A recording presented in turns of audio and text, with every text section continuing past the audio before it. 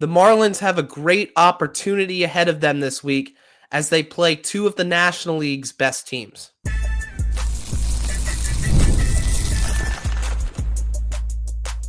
You are Locked On Marlins, your daily podcast on the Miami Marlins. Part of the Locked On Podcast Network, your team every day.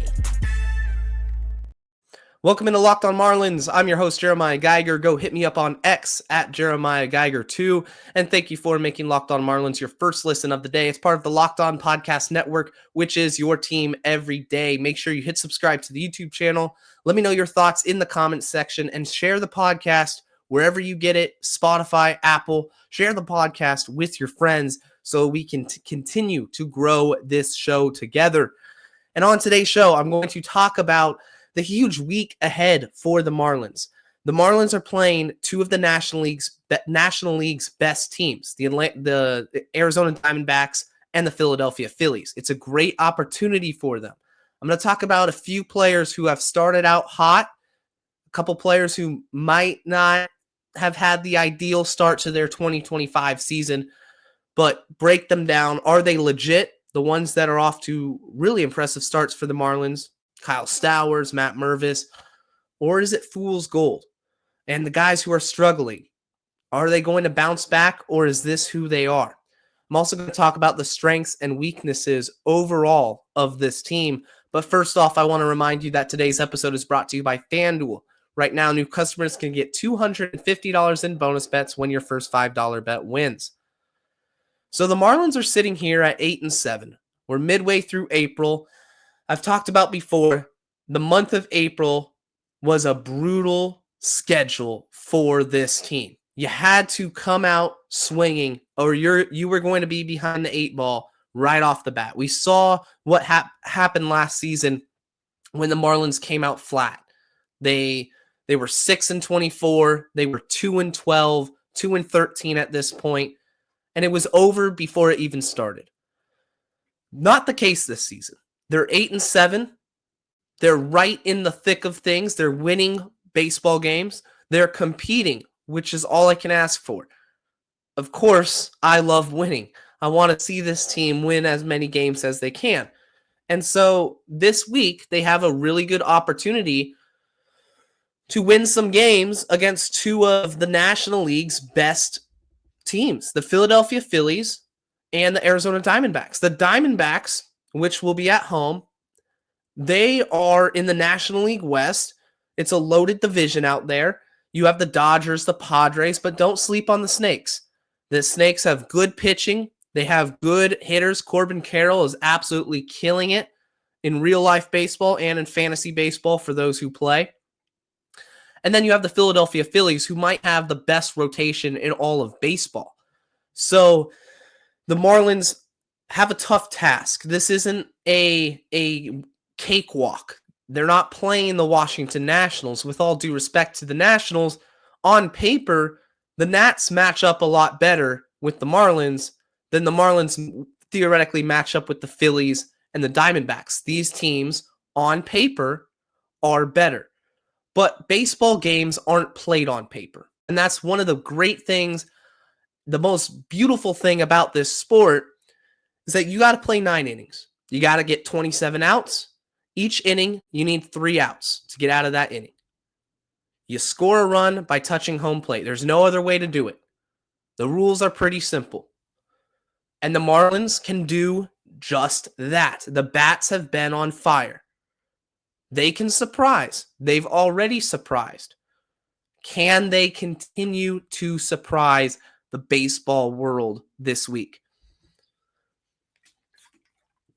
I think at the end of this week, when it's all said and done and the series has wrapped up, they had an off day on Monday. The Diamondback series starts on Tuesday. You're going to know a lot more about this team and their ability to compete. Because, yes, they have guys who are off to scorching hot starts, like Kyle Stowers, Matt Mervis. More about them in the next segment. But overall, it's the Marlins. You know, I was talking with my cousin. He's a San Francisco Giants fan. He's been a Giants fan his whole life. And on opening day, we were discussing, each other's rosters, the rosters for our favorite teams. And he tells me, man, I don't know who any of these guys are. I've heard of maybe one or two players. And I mentioned, Derek Hill being a former Giant. He's like, oh, I remember Derek Hill. He played a few games for us. But they're not household names. The name Kyle Stowers isn't going to ring a lot of bells. Matt Mervis isn't going to ring a lot of bells for fans outside of Miami or Baltimore and Chicago, respectively. It doesn't matter. Like I said, baseball is played the same way every single game. You're going to have a pitcher, you're going to have your fielders, and you're going to have a hitter. It's up to the players. It's not up to the advanced metrics. It's not up to the expected win probability or the playoff odds. It's up to the guys on the field. And so I look at this Diamondback series in particular. They got some good pitchers. The Marlins have seen some good pitchers. The Marlins have some good pitchers themselves. They got Merrill Kelly on Tuesday, Brandon Pfaadt, and then Eduardo Rodriguez. So you're missing Corbin Burns. You're missing former Marlins Zach Gallen in this series. And I think that's a positive. Now, how can you take advantage of that? You're at home. Hopefully, the crowd shows up. And hopefully, the offense continues their trajectory of going upward. I want to see multiple runs. I said before, I don't think this team's going to score 10 runs. They scored 11. They hadn't scored above 5 runs until this past weekend. And then they were just pouring it on. Saturday, they score 7. Sunday, they score 11. Let's keep it rolling. Play the hot hand.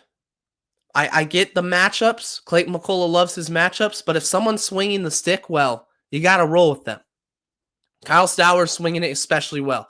Matt Mervis, pinch hit home run on Sunday, swinging it especially well. I want him to start in all 3 of these games. The Marlins go to Philadelphia this weekend. Now that, to me, on paper, it worries you a little bit. That's a series I could look at and say, man, Philly's so darn good. But how are you going to win? You're going to win with defense. You're going to win with timely hitting.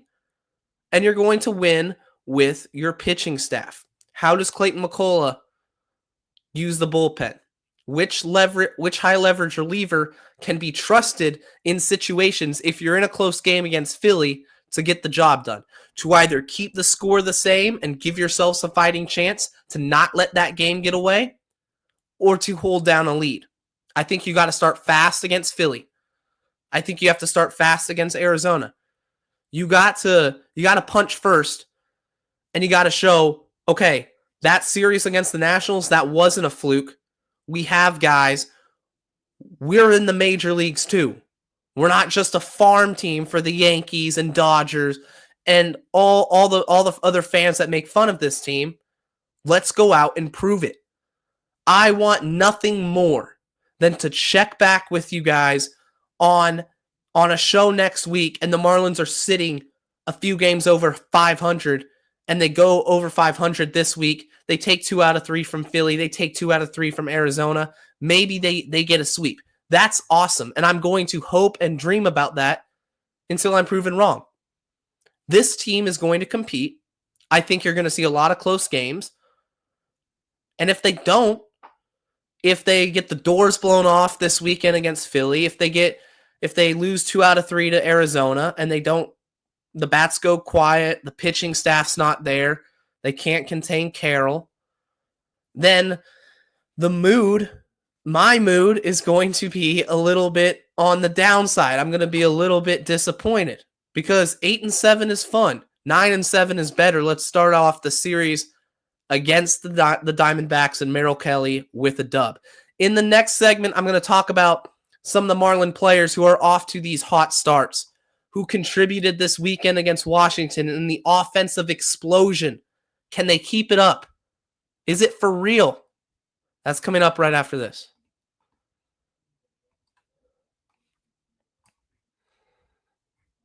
The NBA playoffs are almost here, and FanDuel has given new customers an even incredible way to get in on the action.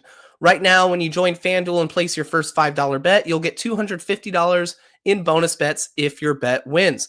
FanDuel makes betting so easy, whether it's picking your favorite team or diving into player props. From three-pointers to steals to assists, FanDuel has so many ways to bet your favorite player props. So, for example, the NBA playoffs, you look at Jokic, you look at those rebounds, look at those assists. You know, he can do it all.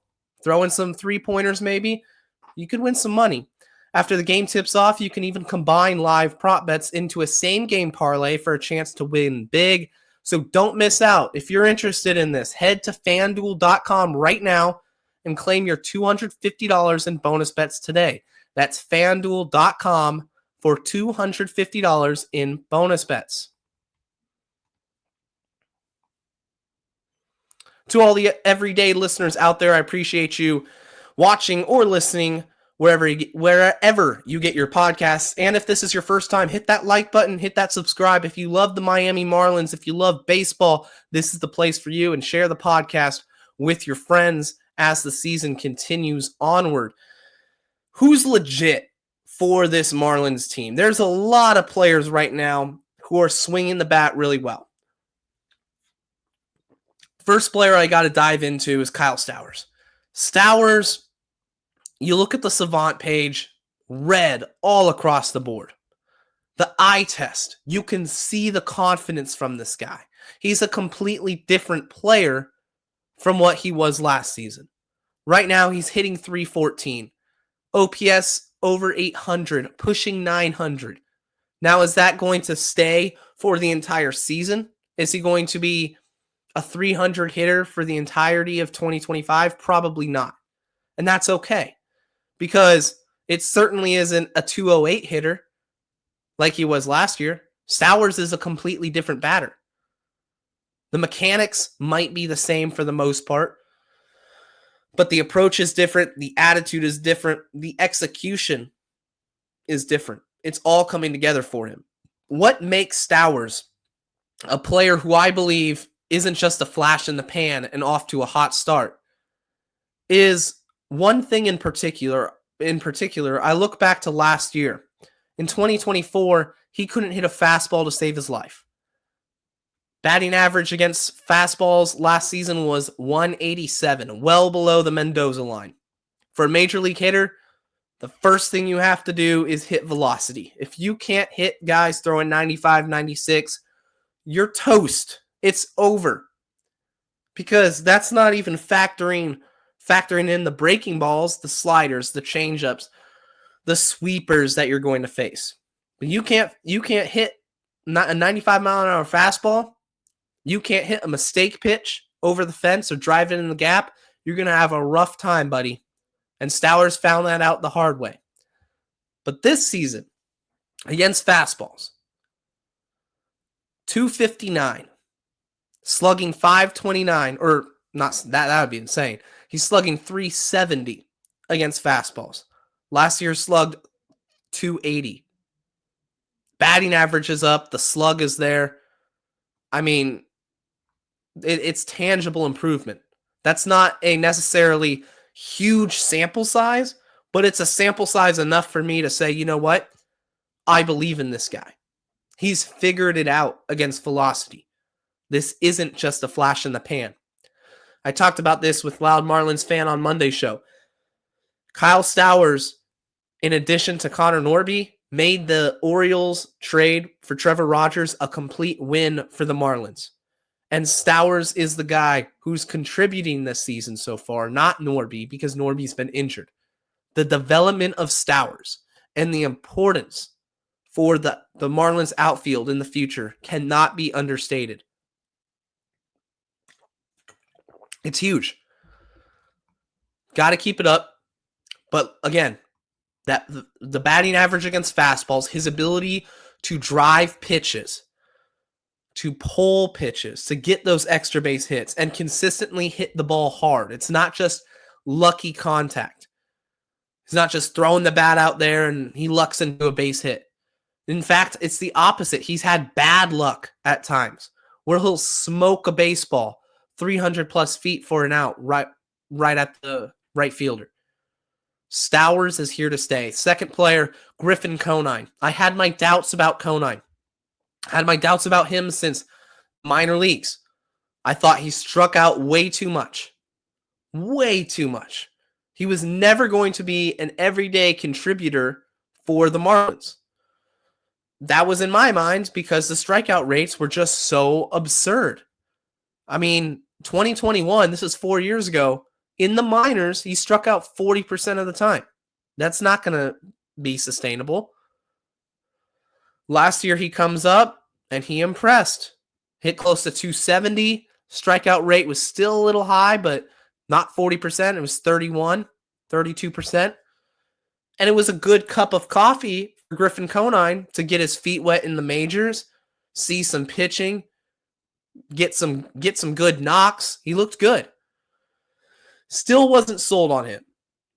I worried about the strikeouts. I thought that over a full season, pitchers were going to adjust to him, and he's going to still continue to struggle at the plate long term. Hasn't been the case so far. 25% strikeout rate. I'll live with that. I don't mind if he strikes out 30% of the time. The defense he's providing, he's got an absolute hose in the outfield, can play both corner spots really well. I think he can play center if you need him to. The power, he's not just going to rely on the home runs, but the home runs are there. It's a part of his game. It's what got him to the major leagues in some part. I like Conine. I think he's a legit major league player. I think every doubt I've had about Conine pretty much has been erased. Yeah, he'll strike out 25, 30% of the time. I'll live with that.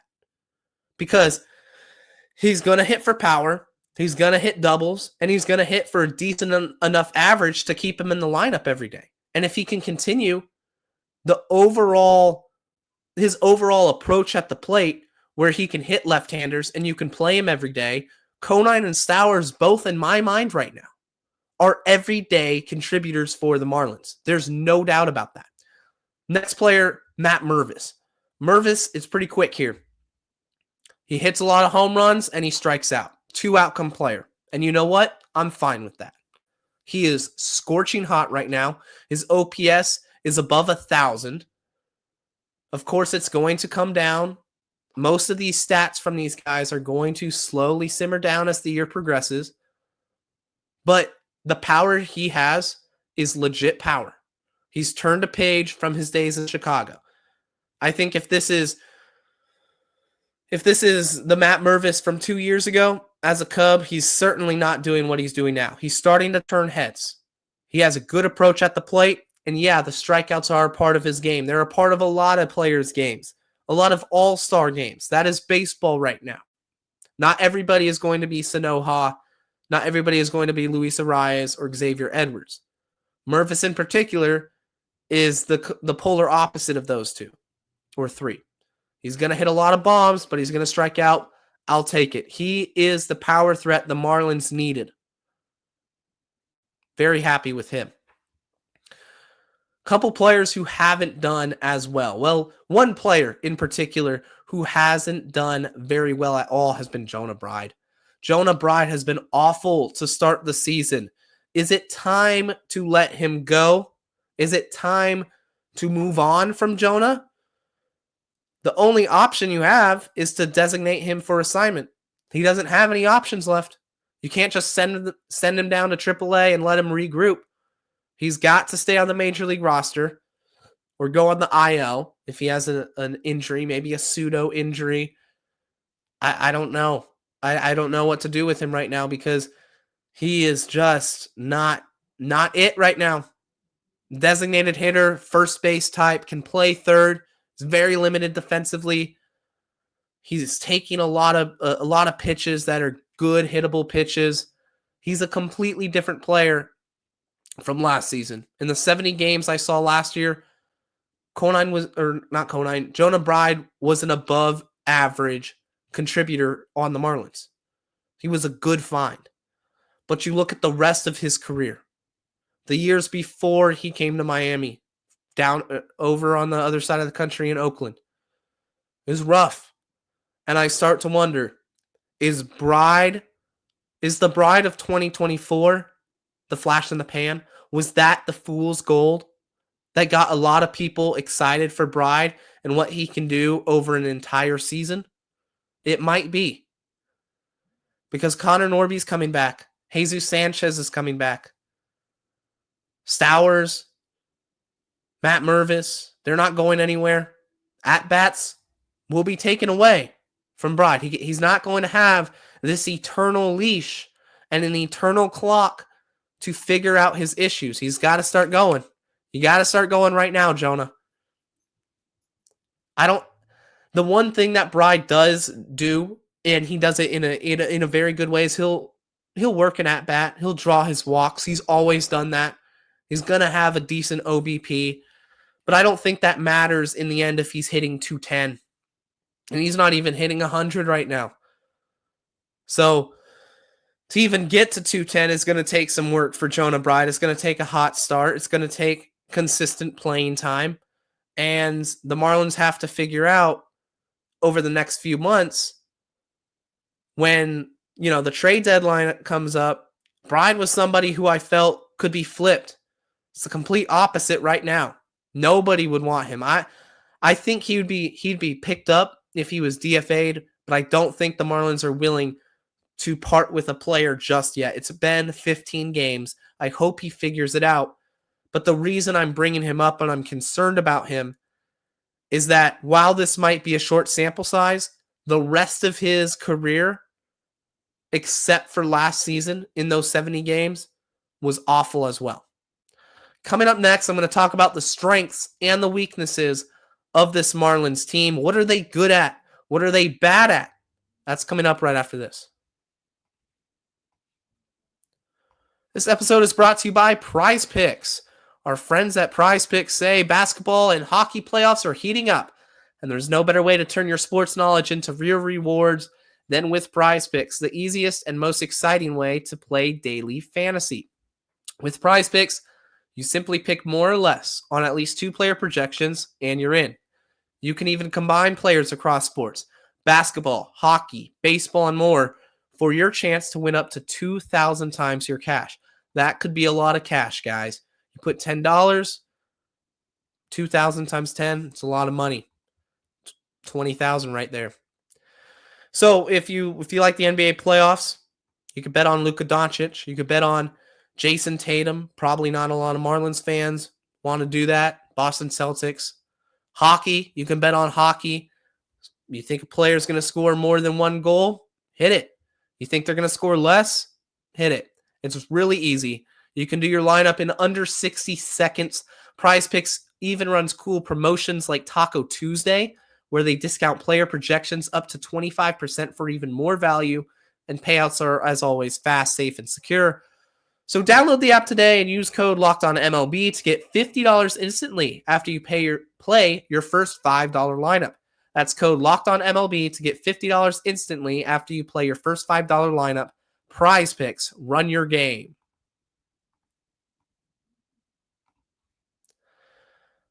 A reminder, as always, submit your mailbag questions. If you have one, if you have a comment for the show, if you have a topic you'd like me to discuss, the mailbag questions will all be answered on Friday. Friday is the designated mailbag episode of the week. Hit me up on Twitter for that, or just leave a comment in the comment section. I read them all. I'll get to them all. And we're talking about the strengths and weaknesses of the Marlins so far. I think it goes without saying that this team is not going to have one outstanding strength. But I don't think they're going to have one outstanding weakness, one glaring black hole in terms of production over an entire season. Now, they have position groups that might be weaker than others or stronger than others, but this team isn't abysmal. They're just not. A lot of people were saying this is the worst lineup in years. It's not. It's not the worst pitching staff in years either. There are some guys, there are some contributors. The strengths for the Marlins right now, I think reside in the top half of the rotation. Sandy Alcantara, Max Meyer, and the third spot, whoever that's going to be when Ryan Weathers comes back, it should be him. Those three guys, that's your strength, which makes the rotation a de facto strength of your team. Now, you still need guys to pitch well. Edward Cabrera over the weekend pitched excellent. You had Cal Quantrill. He got into some trouble, couldn't command very well, walked 5 nationals. I want to see more from him. But overall, the Marlins rotation, I think, is in a solid spot, especially with the return of Ryan Weathers imminent, assuming everything goes well. And Edward Cabrera, he showed what his true capabilities can be. He had an excellent outing. The stuff was popping off the page. You had guys tweeting, man, look at Cabrera's changeup. Look at Cabrera's curveball. Yeah, that stuff is good. Now, can he pitch it consistently? Can he locate consistently? That's the question. But if he does, then you have Max Meyer, Sandy Alcantara, you have Ryan Weathers when he returns, Edward Cabrera, Cal Quantrill. He's supposed to be that innings eater. Let's get him ramped up. Let's get him going. Come on, Cal. I believe in you. You signed for $3.5 million. Let's earn that money. Let's make it happen. You have reinforcements in the minors if you need them. Valente Bayozo. Bayozo's pitched decent during his first couple outings here. So the rotation, I think, can be considered a strength. They're going to give you 5. They're going to give you 6. Connor Gillespie, I'd be remiss if I didn't mention Connor Gillespie. He's had a good start to this season. He's also pitching, I believe, Tuesday. Yes. So this episode, by the time it's out, everybody's listening to it, Connor Gillespie, he's going to be pitching. Another good opportunity for him to establish himself in the rotation. But I love the breakout from Meyer. We know what Sandy is, and he hasn't even been at his best to start the season. The weaknesses, I think right now, come down to the bullpen execution. Not the guys in the bullpen, necessarily. It's not the strongest bullpen, but it's not the most awful I've seen either. But I want to see them be utilized in the right way. I don't want to see George Soriano pitch in a 1-run game when you have a chance to win on the road against the New York Mets. Clayton McCullough, that's on you. I need to see more from Bender. I need to see more from Calvin Fauché. Those guys are kind of the wild cards to this bullpen. If they can get consistency and prove to be reliable back-end options, like later in the game, the 8th and 9th inning, I like the back half of the pen. I like Lake Bacher. I think Bacher's a good reliever. I like Ronnie Enriquez, Tyler Phillips, those guys who can provide those middle innings. So I'm not willing to call it a weakness of the team, but I am going to say the execution has to be better or the bullpen is going to lose you games. It's fragile right now.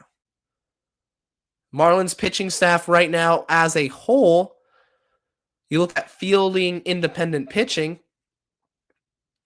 they're the 6th worst. 4.42. The ERA is at 4.07 as a staff, so it's not a huge discrepancy between the two. But the bullpen execution, how you handle the bullpen, right now I'm not super confident in. I still want to see more. I've been disappointed a little bit, but I think this perceived weakness can be average, if not a strength, if a couple guys really play to their true potential. Now, offensively, strengths are the defense in the outfield. The outfield defense has been outstanding. I think offensively you have guys who are hitting right now like Sanoja and Xavier Edwards. You have a good mixture of contact and power threats with Conine, Mervis, and Stowers. So I think that's a strength right now, is the ability to to blend both profiles in the lineup, to have contact hitters like Sanoha, who's versatile and can play all over the diamond. Defense is a strength for this team. The weakness, it goes back to depth. The overall problem with this Marlins team right now is the depth isn't sufficient enough or isn't able to compete with the depth of other rosters. When Norby goes down, you bring up Graham Pauley. I like Graham Pauley's swing. But Pauley's probably going to be optioned to AAA. You have the pitching staff. I mentioned how I think the top half is a strength, but that bottom half, there's a drop-off if guys aren't performing. If Cal Quantrill can't figure it out, then the Marlins rotation as a whole can't be considered one of the strengths. They have strengths in certain areas. The lineup. You have a really good outfield. You have guys who have arguments to play every day. Now behind those guys, if somebody gets hurt, what happens? Who do you call up? There's no immediate reinforcement in the outfield. You also have the issue in the lineup of the catching position. Rob Brantley, shout out Rob Brantley, but he's not an everyday player. He's frankly, it's surprising he's on a major league roster right now. And the Marlins called him up. It's a very unique set of circumstances. But without Nick Fortes, you have Liam Hicks and Rob Brantley. Not necessarily going to spark a lot of offense from catcher. The corner spots without Norby have been brutal offensively for the most part. Except for Mervis. We'll say Mervis, but I need to see Mervis get more consistent playing time. So there's little holes that I think can overall create a weakness and bring cold spells to the lineup. The strikeouts, and I think the last thing I'm going to talk about with the Marlins' strengths and weaknesses, the pitching staff walking people. I talked about this in spring training. You can't walk as many batters as you do, and they do it. Second worst in the major leagues with walks per 9. It's got to change. But overall, I don't think there's one outstanding strength, but I really don't think there's that one glaring positional weakness for the Marlins, which is going to bode well, and that's why they've been competing through the first 15 games. Let's go out, let's shock the world, and let's make it happen. Let's go beat the Diamondbacks. Let's go beat the Phillies. You got to play the games. They're not played on paper. You look at the stats, Marlins might be average in a lot. They might be slightly below average. Not going to be number 1 in home runs or number 1 in runs scored. It doesn't matter. Compete. Compete. Compete. That's going to do it for today's edition of Locked on Marlins. I hope you all enjoyed the episode. Until next time, stay safe, stay locked on, and let's go fish.